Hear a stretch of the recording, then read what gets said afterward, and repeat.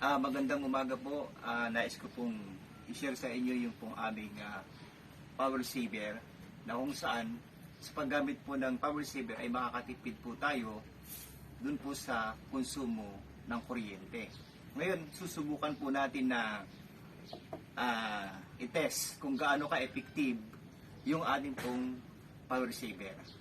Makakatipid po tayo hanggang 30%.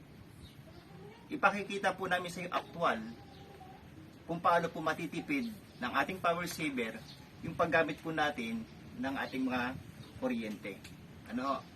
Tignan po ninyo, meron po kami ditong pinakang tester. May ilaw po tayo at meron din po tayong electric fan.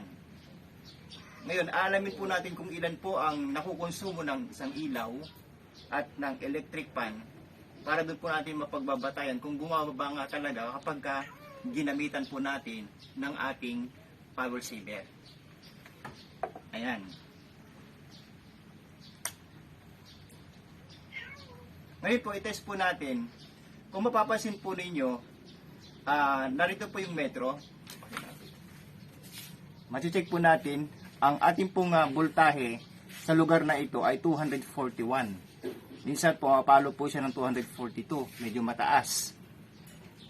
Iba't ibang lugar po kasi, may pagkakataon may 230, may 220, pero dito po sa lugar namin, dito sa Zambales, 241. Pansin po ninyo, ilan po ang nakukonsumo ng ilaw, try po natin, na kanyang watts. Mapalo po siya ng 27 watts. Yan po yung kinakain po niyang kuryente.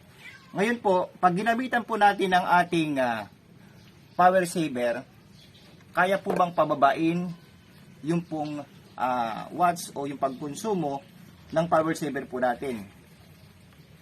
Ang gagawin ko lamang po ay isasaksak ko lang po ito dito. Tapos matitignan po natin o makikita natin kung mayroon po siyang ibababa. Ayan po, mula po sa 27, pansin po ninyo naging 3 watts na lang.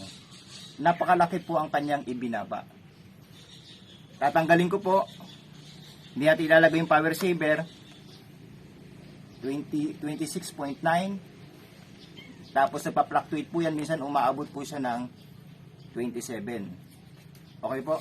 Ayan. Subukan naman po natin yung ating pong electric fan. Ito. Tignan po natin kung ilan po ang nakukonsumo nitong kuryente o watts. Patayin ko muna itong ating pong ilaw. Tapos, isasaksak ko pong ating electric fan. Bubuksan po natin. Ayan ho. Tignan po ninyo. Yung metro po niya, siya po ay 51.2, 51.1 o nasa 50 watts po siya. Ayan po ang kinakain ng ating electric fan. Tignan po natin kung bababa po ba yung ating watts pag ginamitan po natin ng ating power saver dito po sa electric fan. Sasaksak ko po. Mula po dun sa 50 kanina, ilang watts na lang po?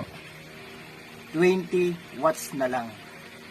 Napakalaki po ang kanyang itinitipid. Ibig pong sabihin, napaka-epektibo po ng ating power saver.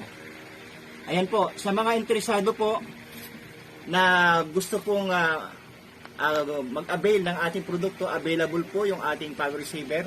Hanapin nyo lamang po kami, pwede nyo po kaming i-message para ho tayo po ay maipadala po namin sa inyo kung sakali yung pong order. Muli po, maraming salamat po. Magandang umaga po sa atin.